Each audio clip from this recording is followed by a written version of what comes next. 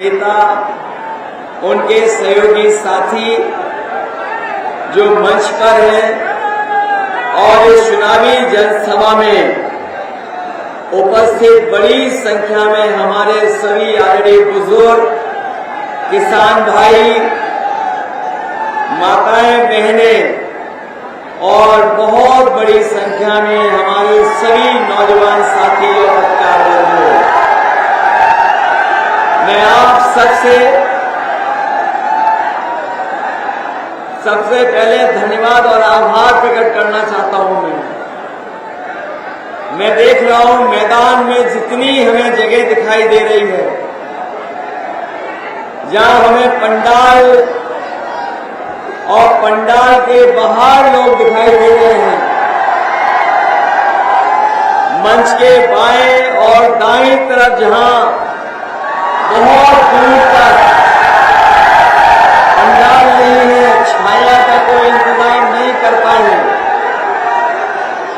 इस तपती हुई धूप में भी अपना सर छिपाने के लिए गमछा लगा करके जो दूर तक हमें लोग दिखाई दे रहे हैं, वहीं सामने बाग और बाग के पीछे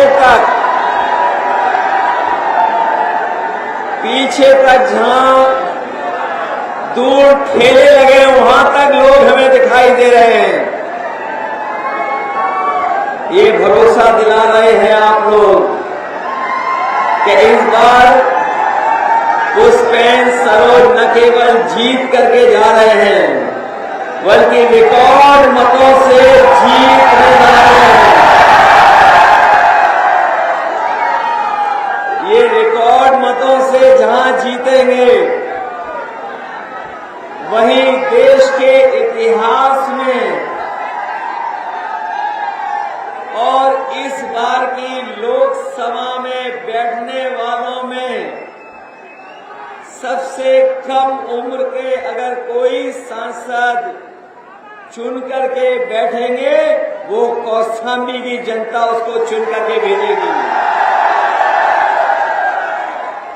ये इतिहास किसी का दर्ज होने जा रहा है तो वो हमारे कौशाम्बी लोकसभा के महान जनता के नाम पर ये दर्ज होने जा रहा है।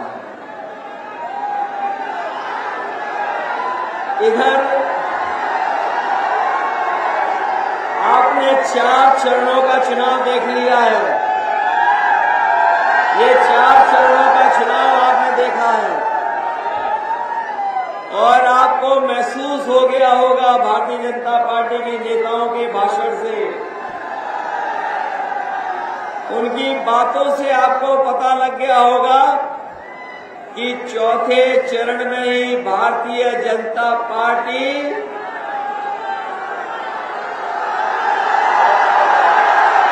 चारों खाने चित हो चुकी है। चौथे चरण में चारों खाने चित है और इस 5वें चरण में जब वोट पड़ेगा तो उत्तर प्रदेश से भारतीय जनता पार्टी का सफाया होने जा रहा है।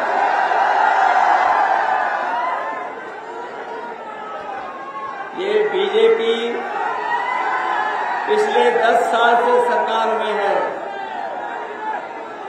दिल्ली वालों की सरकार 10 साल से चल रही है और उत्तर प्रदेश में 7 साल की। ये आपको 10 साल का हिसाब किताब नहीं करना है, इनसे 17 साल का हिसाब किताब मांगना है सरकार वालों से। बताओ 17 साल में 17 साल की सरकार का हिसाब किताब मांगोगे?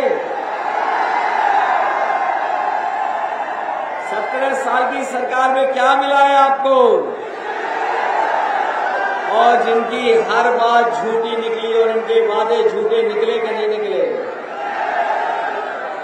इन्होंने हमें और आपको ये समझाया था कि बीजेपी की सरकार बन जाएगी तो हमारे किसानों की आय दोगुनी हो जाएगी।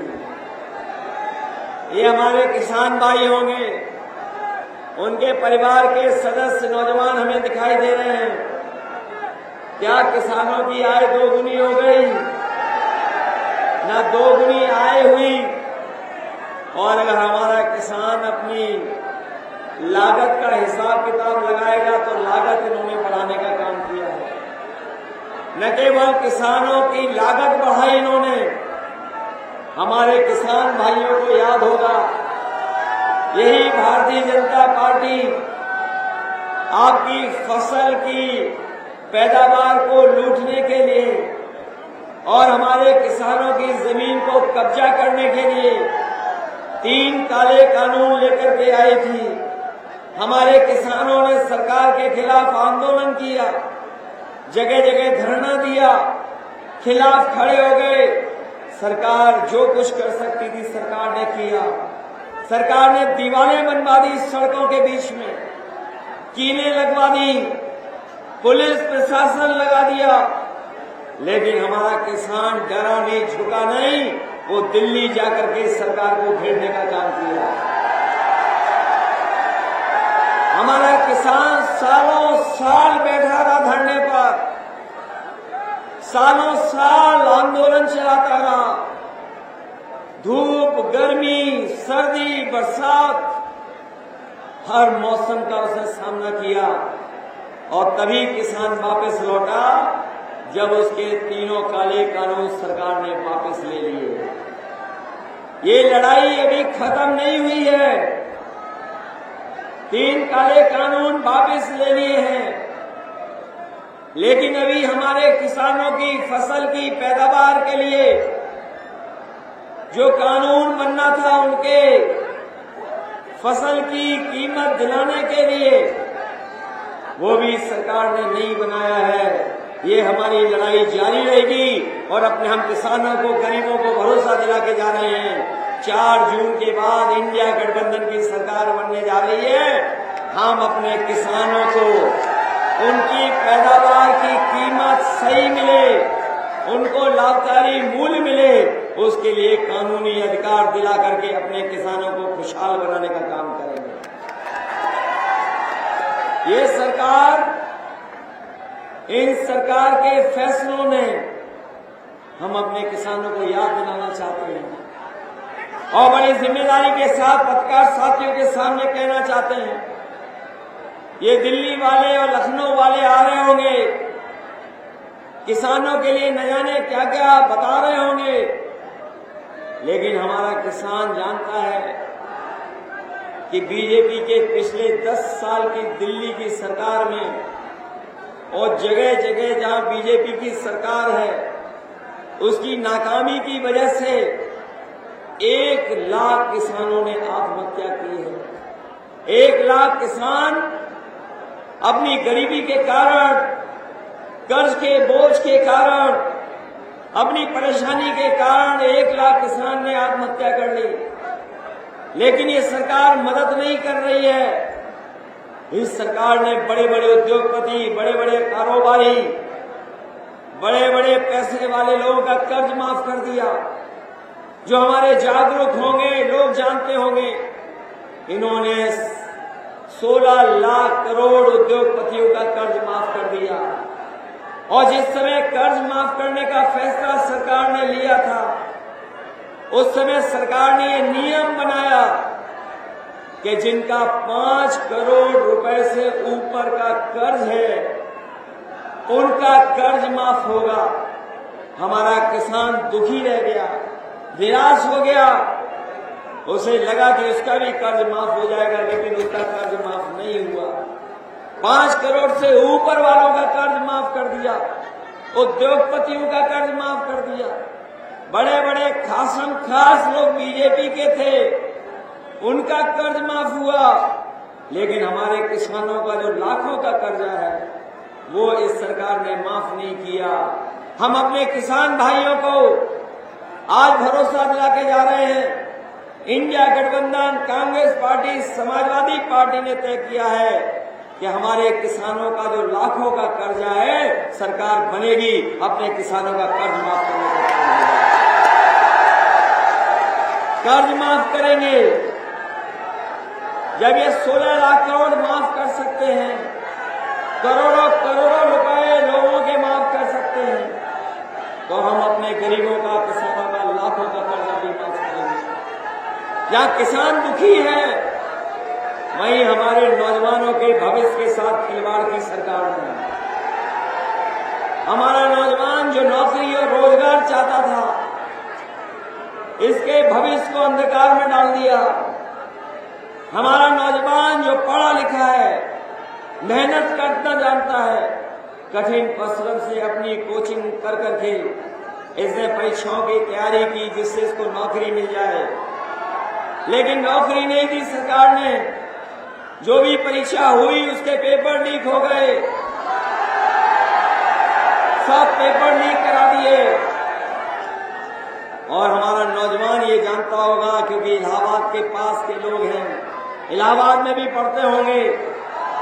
इलाहाबाद और आसपास के हमारे नौजवान जो पढ़ाई लिखाई करके नौकरी पाना चाहते थे, लेकिन हर पेपर लीक करा दिया सरकार ने। और ये 1, 2, 3, 4, 5 पेपर लीक नहीं हुए हैं, इस सरकार में 10 से ज्यादा पेपर लीक हुए हैं। और अभी अभी कुछ दिन पहले याद होगा, इन्होंने पुलिस की भर्ती निकाली थी और पुलिस की भर्ती के परीक्षा 2 दिन चलाई इन्होंने। और इन्होंने कहा कि हमने इतना सुरक्षा का इंतजाम किया है, इतनी अच्छी तैयारी की है कि पेपर लीक नहीं होगा। लेकिन हमारे नौजवान जानते होंगे जो परीक्षा देकर के आए होंगे, पहले दिन दूसरे दिन परीक्षा दी और जब वो घर लौट करके पहुंचे तो पता लगा पेपर लीक हो गया। पेपर रद्द करने के लिए उन्हें लड़ना पड़ा, पेपर उसका भी लीक करा दिया। पता नहीं बीजेपी की सरकार कैसी है, इसका लीकेज नहीं रुक पा रहा है। बताओ, लीकेज है सरकार में कि नहीं है? और कितने पेपर लीक कराए? सब पेपर लीक कराए। हमारे नौजवान साथियों,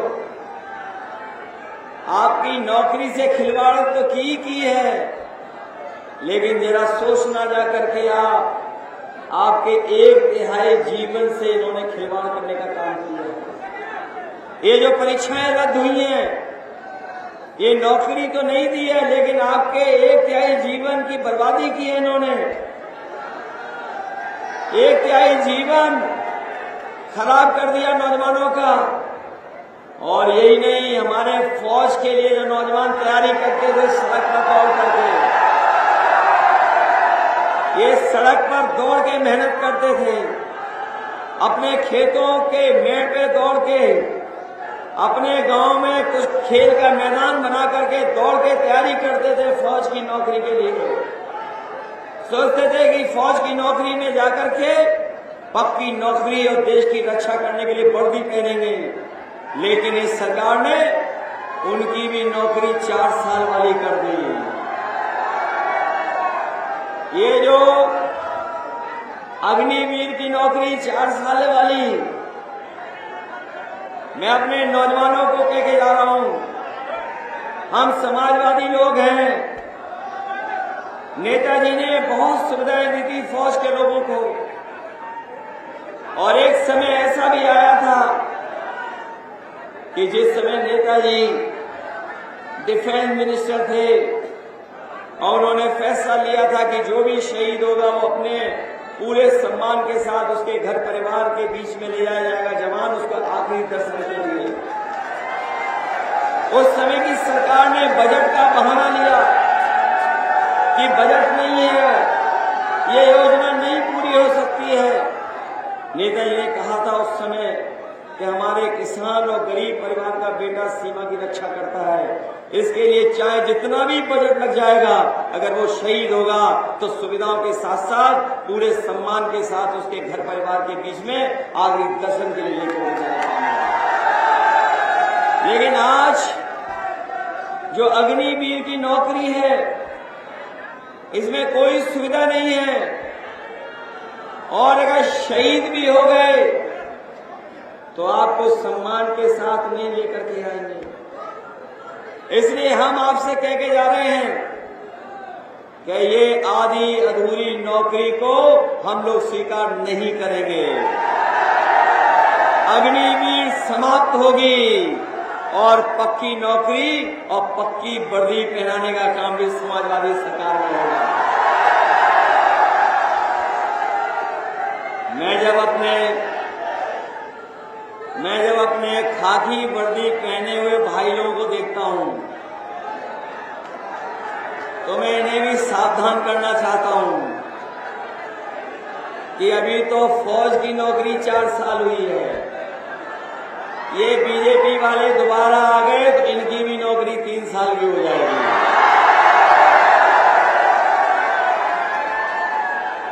ये प्रेस के लोग पूछते हैं कि कैसे हो जाएगी, ये कभी कभी पूछते हैं कि कैसे हो जाएगी इनकी नौकरी 3 साल की। मैं उन प्रेस के साथियों से पूछता हूं कि बताओ, आपको पता था कि हवाई जहाज बिक जाएंगे? आपको पता था कि हवाई अड्डे बिक जाएंगे? क्या आपको पता था कि रेलवे स्टेशन बिक जाएंगे? क्या आपको पता था रेल बेच देंगे? क्या आपको पता था इलाहाबाद बैंक बेच देंगे? क्या आपको पता था कि नौकरी आउटसोर्स कर देंगे? क्या आपको पता था कि बोरी से चोरी हो जाएगी? तो फिर अगर फौज की नौकरी 4 साल हो सकती है तो हमारे खाकी वर्दी पहनने वालों की भी 3 साल की नौकरी बीजेपी वाले कर देंगे। और हमें तो ये भी पता है कि इन्हें वोट डालने के लिए अधिकारी केवल दस्तखत करा ले रहे हैं, वोट भी नहीं डालने दे रहे हैं। नहीं मानते हो? जब हम चले जाएं तो अकेले में पूछ लेना आप लोग भी। इसलिए सावधान हो कि नहीं हो? ये बीजेपी वालों ने बोरी में चोरी की कि नहीं की? पहले कितनी बोरी में चोरी हुई और अब कितनी हो गई? मैं कभी कभी सोचता हूं ये बोरी की चोरी कहां से सीखी है इन्होंने। हमें पार्ले जी का बिस्किट पैकेट याद आ जाता है। जो पुराने लोग होंगे वो जानते होंगे। बताओ, पहले पार्ले जी का बिस्किट पैकेट कितना बड़ा आता था और अब कितना बड़ा आता है? जैसे जैसे महंगाई बढ़ी और इन्होंने मुनाफा कमाना शुरू किया तो बताओ पैकेट छोटा हो गया कि नहीं हो गया? और याद रखना, ये बीजेपी वाले फिर आ गए तो आपको एक बिस्किट का पैकेट ही खरीदना पड़ेगा, वो भी पैकेट एक बिस्किट का होगा। बताओ, महंगाई बढ़ा दी कि नहीं बढ़ा दी? डीजल महंगा कर दिया कि नहीं कर दिया? आपकी किताबें, कॉपी, जरूरत का सामान महंगा हो गया कि नहीं हो गया? और वो लाल वाला सिलेंडर जो घर में खाली रखा है वो कितना महंगा हो गया?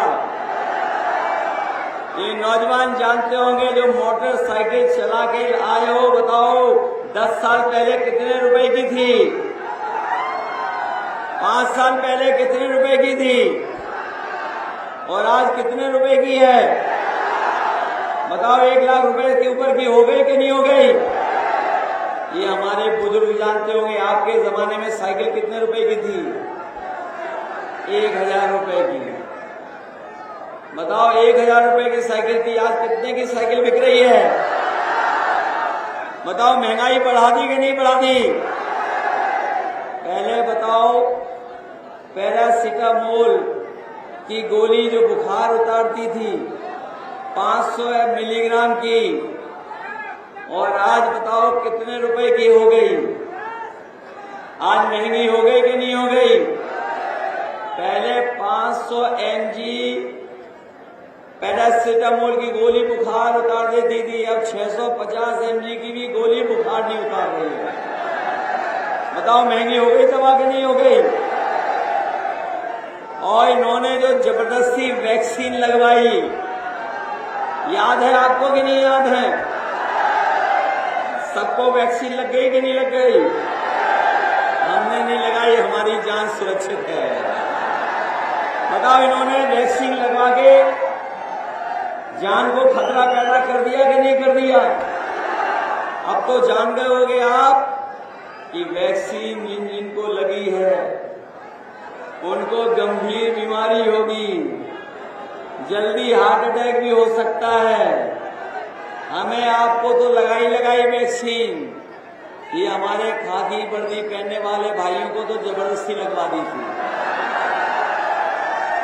और अब वैक्सीन लगाने वाली कंपनी ये कह रही है, नहीं कह रही कि वैक्सीन हम वापस ले लेंगे। बताओ वो वैक्सीन कंपनी कह रही कि नहीं कह रही? अब ये बीजेपी वाले बताएं जो वैक्सीन लग गई है वो हमारे शरीर से वापस कैसे लोगे? बताओ कैसे वापस आएगी? बताओ धोखा दिया इन्होंने कि नहीं दिया?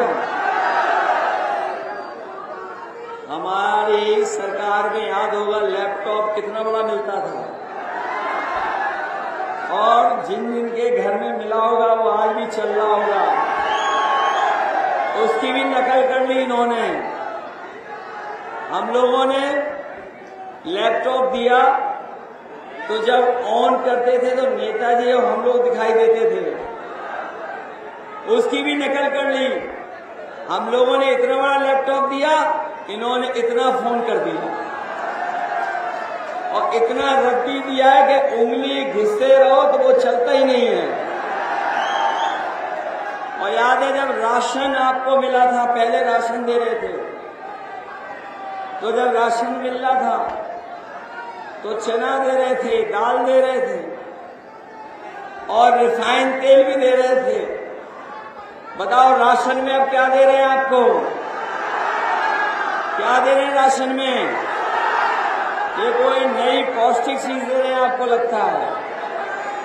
ये बहुत पौष्टिक है क्या? इसलिए अपने गरीबों को हम कह के जा रहे हैं। कल ही हम लोगों ने और कांग्रेस पार्टी ने तय किया है कि अपने गरीबों को जो राशन दिया जा रहा है वो सबसे खराब राशन दिया जा रहा है। उस राशन की गुणवत्ता बेहतर करेंगे और जो मात्रा मिल रही है वो मात्रा ठीक नहीं है, उस मात्रा को भी बढ़ाएंगे। न केवल राशन की गुणवत्ता बढ़ाएंगे, मात्रा बढ़ाएंगे और जिस तरीके से संपन्न लोग और बड़े लोग पैकेट का आटा खरीद करके खा रहे हैं, जो गुणवत्ता में अच्छा है, वो पौष्टिक भी है।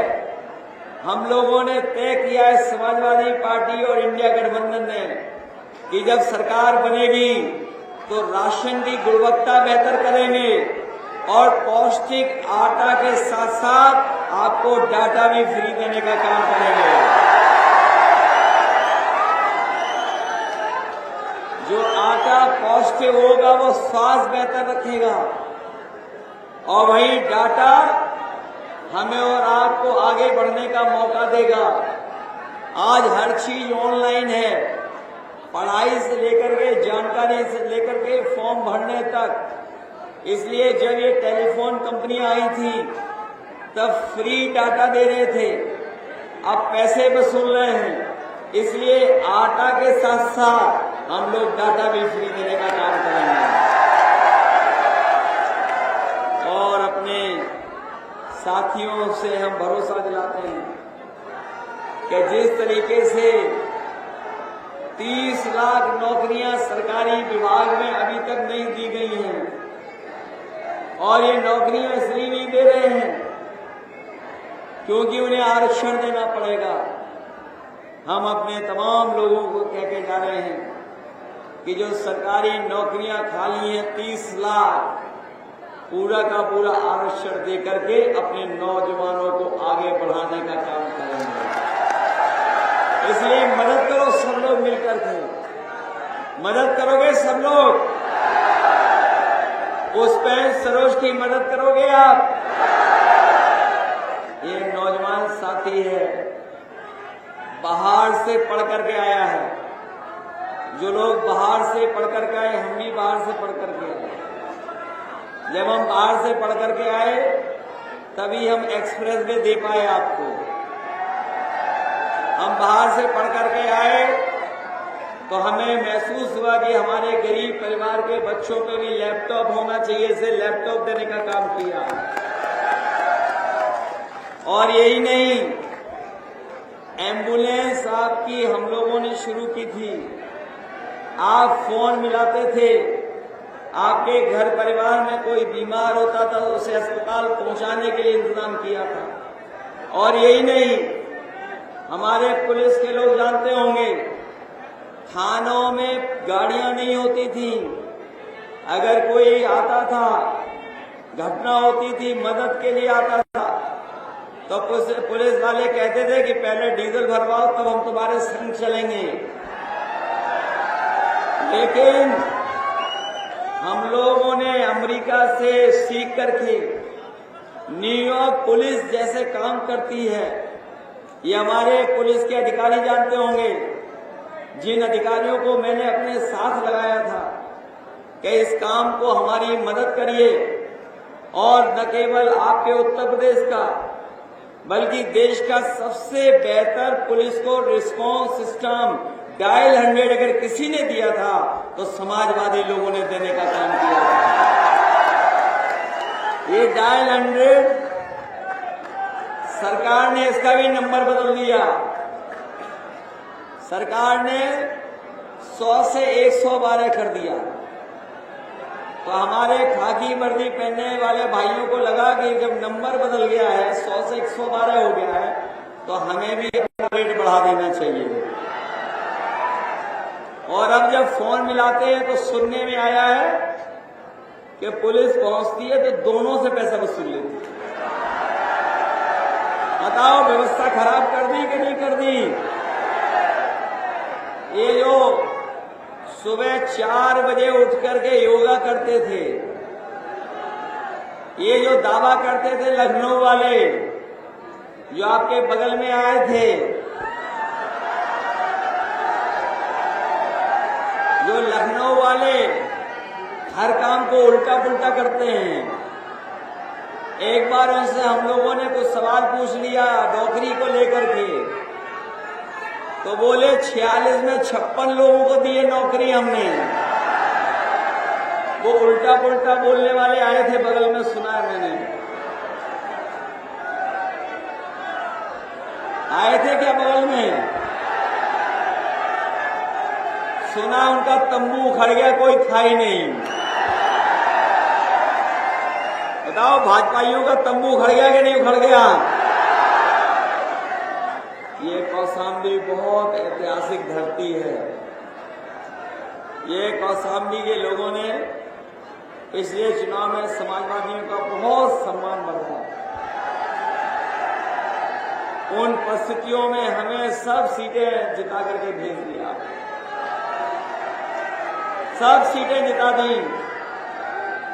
इसलिए हमें बहुत भरोसा है आप पर, अपने कौशाम्बी की जनता पर।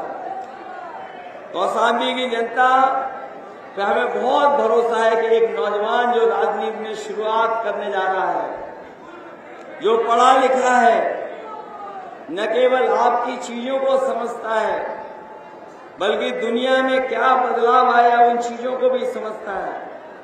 दुनिया कहां खड़ी दिखाई दे रही है और हम कहां खड़े हैं, उन सब चीजों को समझ करके अगर आपकी सेवा करेगा तो ये नौजवान सेवा करने का काम करेगा, इसकी आप मदद करने का काम करेंगे।